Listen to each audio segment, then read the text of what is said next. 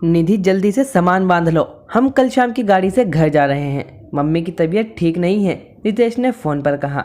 लेकिन रितेश, मेरी शाम को ज़रूरी मीटिंग है जिसकी तैयारी मैं पिछले 1 महीने से कर रही थी और उसमें मेरी प्रेजेंटेशन भी है, तो मैं तो नहीं जा पाऊंगी। आप चले जाइए और मम्मी को संभाल लीजिए। तुम्हारा फिर से वही मीटिंग का नाटक। तुम तो मेरे घर वालों को ज़रा भी नहीं चाहती हो, हर समय ना जाने कोई ना कोई बहाना बनाती रहती हो। तुम्हें तो बस अपनी आज़ादी चाहिए। अब देखो, मीटिंग और ऑफिस, ये नौकरी छोड़ क्यों नहीं देती? रितेश ने गुस्से में फ़ोन पटक दिया। निधि को कभी कभी विश्वास नहीं होता था कि ये वो ही रितेश है जो उसकी स्मार्टनेस और काबिलियत का दीवाना था, जो उसके आत्मनिर्भर होने की हमेशा तारीफ करता था। आज वो ही कह रहा है कि नौकरी छोड़ दो। अब नौकरी छोड़ भी कैसे सकती हूँ? घर की ईएमआई दोनों बराबर मिलकर देते हैं। जब सैलरी आती है तो रितेश को अच्छा लगता है, पर जब वो किसी काम से ससुराल नहीं जा पाती है तो वो कुछ भी अनाप शनाप कह देता है और गुस्सा हो जाता है। गुस्सा भी ऐसा कि 3-4 दिन तक बात नहीं करेगा। फिर निधि उसे बड़ी मुश्किल से मनाती है। धीरे धीरे सब सामान्य हो जाता है और जिंदगी वापस पटरी पर आ जाती है। अभी 6 महीने पहले ही तो दोनों की शादी हुई थी। दोनों ही एक ऑफिस की सालाना मीटिंग के दौरान मिले थे। फिर फ़ोन का सिलसिला शुरू हुआ, दोस्ती हुई, प्यार हुआ और फिर शादी हो गई। दोनों के घर वालों ने भी कोई आपत्ति नहीं की, उन्हें भी रिश्ता पसंद था। रितेश और निधि दूसरे शहर में रहते थे और उनके परिवार दूसरे शहर में रहते थे। दोनों के बीच वहाँ भी आना जाना था। निधि ससुराल जाती थी तो वहीं मायके भी रह आती थी। रितेश के घर में मम्मी पापा और एक छोटी बहन थी जो कॉलेज में पढ़ रही थी। वहीं निधि के घर में मम्मी पापा थे। दोनों के परिवार ज़्यादा दूर भी नहीं रहते थे, कभी कभी उनका आना जाना भी हो जाता था। रितेश और निधि के बीच में बड़ा प्यार था, पर जब रितेश की मम्मी की कोई बात आती थी तो रितेश निधि के प्यार को भुला देता था और ऐसे व्यवहार करता था कि उसकी मम्मी की बीमारी की जिम्मेदार सिर्फ निधि है, क्योंकि वो उनकी सेवा करने के लिए नहीं गई। रात को वो गुस्से में घर आया। तुम है ना, हर बात बस अपनी ही चलाती रहती हो। कभी सोचा है मेरी मम्मी ने मुझे किस तरह से पाला है और मेरे करियर के लिए कितने समझौते किए हैं? एक ही बेटा हूँ और बहू लाया हूँ, तो तुमसे कोई उम्मीद रख भी लेती हैं तो कोई बड़ी बात नहीं है। हर बहू का फ़र्ज़ होता है कि वो सास की तन मन से सेवा करे। तुम अपनी मीटिंग कैंसिल नहीं कर सकती? रितेश, ये तुम्हें क्या हो जाता है? मैं अपनी मीटिंग कैंसिल नहीं कर सकती हूँ, तुम्हें तो सब पता है, फिर भी क्यों बात का बतंगड़ बना रहे हो? अरे मम्मी बीमार है तो तुम जाओ ना, मैं कौन सा रोक रही हूँ? तुम्हारे पापा हैं, छोटी बहन है, सब मिलकर संभाल लेना, मैं नहीं जा सकती हूँ। रितेश गुस्से में कमरे में चला गया। निधि का चेहरा उतर गया था और आंखें भर आई थी। रितेश को अपने मम्मी पापा के आगे कुछ भी नहीं दिखता था। मैं भी तो अपने मम्मी पापा को छोड़कर रह रही हूँ, उनके तो कोई बेटा भी नहीं है और मेरे कोई छोटी बहन भी नहीं है, वो भी तो अकेले सब मैनेज करते हैं। तो क्या रितेश अपने उनको संभाल नहीं सकते हैं? दूसरे दिन रितेश माँ के घर चले गए और निधि देर रात तक अपनी मीटिंग में व्यस्त रही थी और घर आकर सो गई। अगली सुबह फ़ोन की घंटी बजती है। उधर से रितेश गुस्से में उबल रहा था।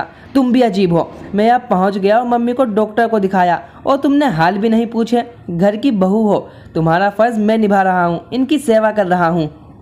निधि शांति से बोली, मैं रात को 1 बजे घर आई थी, कल सुबह बहुत थक गई थी। अब तबीयत कैसी है? डॉक्टर ने उन्हें आराम बताया है, अब बुढ़ापे का शरीर है, जल्दी से थक जाती हैं। कुछ टेस्ट बताए हैं वो करवाने हैं।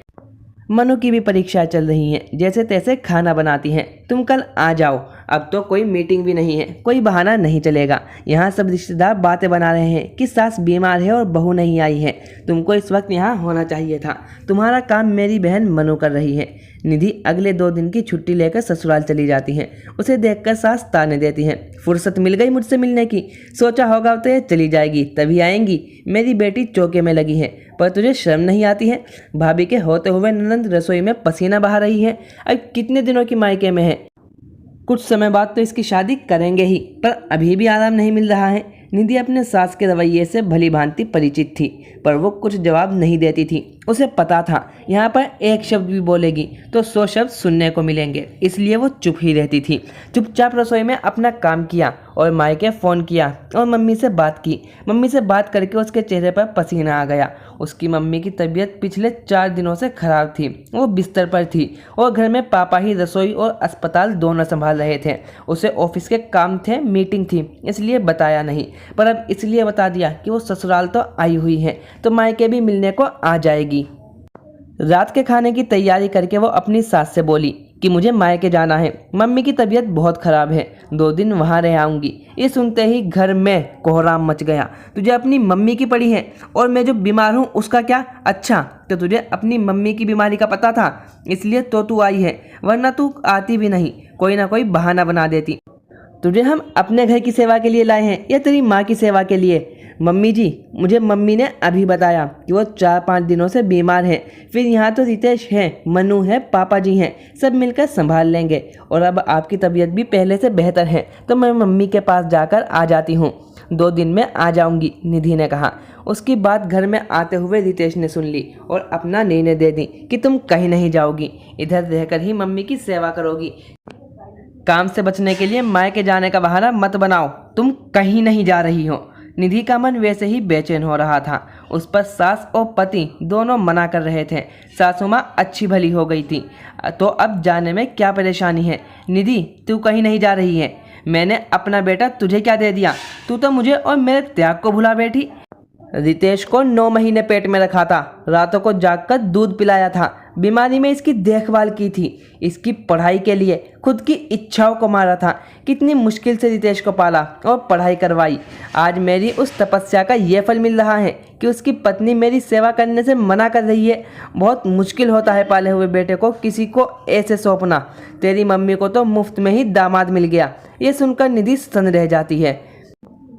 वो फिर हिम्मत करके कहती हैं, मम्मी जी माफ़ कीजिए, आपने बेटा दिया है तो मेरी माँ ने भी बेटी दी है, वो भी देना आसान नहीं है। आपका बेटा तो आपके पास जब चाहे आ सकता है, जब चाहे आपकी सेवा कर सकता है, पर मुझे तो अपनी मम्मी से मिलने के लिए ही आपसे पूछना पड़ रहा है। मैं बहू हूँ तो एकदम से जा भी नहीं सकती हूँ। आपने अपने बेटे के लिए बहुत कुछ किया है, तो मेरी मम्मी ने भी कम नहीं किया है। तपस्या तो पालने के लिए हर माँ करती है, वो बेटे और बेटी में फ़र्क नहीं करती हैं। मेरे मम्मी पापा ने भी मुझे पढ़ाया है, अपने पैरों पर खड़ा किया है। मैं भी रितेश के जितना ही कमाती हूँ, पर आपकी बंदिशों ने मुझे जकड़ रखा है। मैं हमेशा से समझौता करके चल रही हूँ। रितेश से मैं प्यार करती थी और इनके अच्छे व्यवहार के कारण ही मैंने इनसे शादी की थी, पर मुझे पता नहीं था कि प्यार की और शादी के बाद की ज़िंदगी बहुत अलग होती है। दोनों में बहुत अंतर होता है। कोई भी इंसान हो, उसका असली व्यवहार साथ रहने पर ही पता चलता है। मैंने इतने दिनों अपने मम्मी पापा के सिखाए संस्कारों का मान रखा और मैं निभाती रही, पर आज मैं रुकूंगी नहीं। मेरी उसी माँ को मेरी बहुत ज़रूरत है। और निधि अपना सामान लेकर जाने लगी तो रितेश ने कह दिया, सोच समझ कर जाना, अगर आज तुम गई तो फिर घर में कभी नहीं आओगी। निधि भी हिम्मत करके चली गई। निधि मायके पहुंची थी कि उसकी मम्मी जैसे उससे मिलने के लिए ही रुकी हुई थी। निधि को देखकर उन्होंने अंतिम सांस ली और दुनिया से चली गई। मम्मी के इस तरह जाने से निधि सदमे में आ गई। अब पापा को अकेले छोड़ना संभव नहीं था। घर का हिसाब किताब करके और पापा को साथ लेकर निधि वापस शहर चली गई। वहाँ अलग से घर किराए पर ले लिया और रितेश वाले घर की दूसरी चाबी थी, वहाँ से अपना सामान लेकर चली गई। रोज़ ऑफिस में रितेश से सामना होता था। रितेश को लगता था कि निधि को इस तरह नहीं जाना चाहिए था और निधि को लग रहा था कि उसने अपनी मम्मी से मिलकर कुछ गलत नहीं किया, क्योंकि अगर वो उस दिन नहीं जाती तो उसकी माँ उससे मिले बिना ही चली जाती। कुछ दिनों से रितेश ऑफिस नहीं आ रहा था। पूछने पर पता चला कि उसकी छोटी बहन मनु की शादी है। रितेश ने उसे बुलाया नहीं था। हालांकि रितेश और निधि ने तलाक नहीं लिया था, फिर भी दोनों अलग ही रह रहे थे। निधि ने भी बिना बुलाए जाना ज़रूरी नहीं समझा। इसी तरह दिन बीत रहे थे। 1 साल निकल गया। निधि के पापा अपनी पत्नी के बिना ज़्यादा दिन तक नहीं जी पाए और संसार से चले गए। निधि को संतोष था कि उसने अपने पापा की सेवा तो की, उन्हें अकेला नहीं छोड़ा। अब निधि अकेले ही रह रही थी। रोज़ ऑफिस जाती थी और अपना काम करती थी। एक दिन अपने घर में घंटी बजी तो एकदम से रितेश को देखकर चौंक गई। आज तुम यहाँ कैसे और क्यों आए हो? उसने सवाल किया। मैं तुमसे अपने बुरे व्यवहार के लिए माफ़ी मांगने आया हूँ। मैंने हमेशा तुम पर अपनी सोच थोपी थी, कभी तुम्हारी भावनाओं को महसूस नहीं किया, कभी तुम्हारे दर्द को नहीं समझा। तुम्हें अपनी मम्मी से मिलने तक को रोका था, पर मैं ये भूल गया था कि जैसे मेरी मम्मी है वैसे ही तुम्हारी भी तो मम्मी है। निधि को यह सब सुनकर विश्वास नहीं हुआ। उसने यही कहा कि अच्छा, अचानक से यह भावना, ये दर्द कैसे महसूस हुआ? इसके पीछे कोई तो कारण होगा, वरना तुम्हारा जैसा व्यवहार है उसमें बदलाव आना एकदम से असंभव सा है।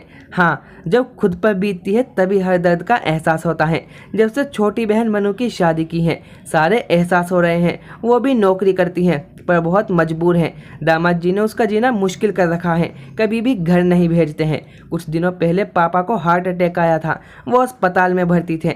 हमने कहा था कि मनु को कुछ दिनों के लिए भेज दें पर दामाद जी ने भेजा नहीं। मुझे भी छुट्टी मिल नहीं पाई, सीनियर्स के साथ मीटिंग थी, मम्मी को अकेले भाग दौड़ करनी पड़ी। पर मनु के ससुराल वालों ने उसे भेजा नहीं। तब जाकर मम्मी और मुझे समझ में आया कि जब हमने अपनी बहू का दिल दुखाया है तो हमारी बेटी को कैसे सुख मिल सकता है। जो हम दूसरे की बेटी को देंगे वही तो पलटकर हमें मिलेगा। अब मनु मायके आने को तरस जाती है। पहले तो बाहर नौकरी करने जाती है, फिर ससुराल वालों की नौकरानी बनकर सेवा करती है। बहुत दुखी है। तुम हम सबको माफ़ कर दो ताकि हमारे मन का बोझ हल्का हो सके। रितेश ने कहा तो निधि का दिल पिघल गया। आखिर उसने रितेश से प्यार किया था, यही प्यार था, तभी तो उसने कभी तलाक लेने की नहीं सोची। एक प्यार की डोर थी जिससे वो आज भी बंधे हुए थे। मुझे माफ़ कर दो, मैंने तुम्हें तुम्हारी मम्मी से भी मिलने से रोका और दोबारा घर आने को नहीं कहा, लेकिन आज मैं कह रहा हूँ कि वापस घर चलो, हम सबको संभाल लो, सब तुम्हें बहुत याद करते हैं। निधि का पत्थर दिल पिघल गया। पत्नी तो वैसे भी पति की हर गलती माफ़ कर ही देती है, तो वापस अपने ससुराल अपने घर चल दी, क्योंकि रिश्ते चाहे खून के हों या धर्म के, ऐसे ही तोड़े नहीं जाते। तो दोस्तों, आपको वीडियो कैसी लगी कमेंट सेक्शन में ज़रूर लिखिए। Thank you for watching.